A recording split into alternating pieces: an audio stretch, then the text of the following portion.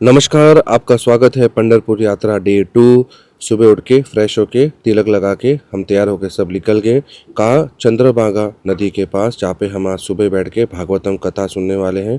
गौरांग प्रिय प्रभु जी ने बहुत सुंदर कथा की और ये है सत्यपाल जो कनाडा से आया है यात्रा के लिए। फिर कथा के बाद सबके लिए नाश्ता, हम सबका फेवरेट इडली वड़ा। नाश्ता करने के बाद भगवान के अच्छे से दर्शन करने के बाद हम बैठ गए माला करने। आज हमारा टारगेट था कम से कम 5 से 6 घंटा माला करने। उसमें कोई काउंट नहीं है, 34 राउंड हो, 64 हो या जितने भी हो, बट सुंदर तरीके से प्रेम से माला करने बैठ गए।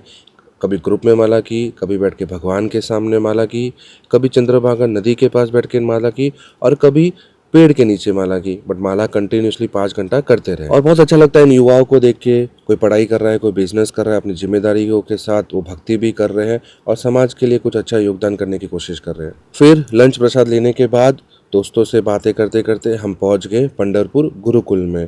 गुरुकुल में हमने गुरुजी से बातें की। यह गुरुकुल बिल्कुल एक पौराणिक स्टाइल में वो लोग चला रहे हैं, जहाँ पे बच्चों को वेद का पठन पाठन, यज्ञ और बाकी चीज़ें भी सिखा रहे हैं। बहुत ही सुंदर वातावरण में बच्चे यहाँ पे सीख रहे हैं। मैंने भी संभव वैदिक स्कूल के बारे में गुरुजी से बताया, उनकी भी आइडियाज़ ली, उनसे मार्गदर्शन किया एंड देन वहाँ से हम आगे निकल गए हैं कीर्तन करने।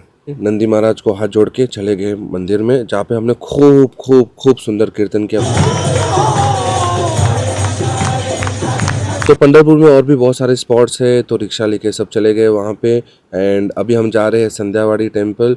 बहुत सुंदर स्पेस है, बहुत सुंदर जगह है, जहाँ पे भगवान माता जी के हमने दर्शन किए।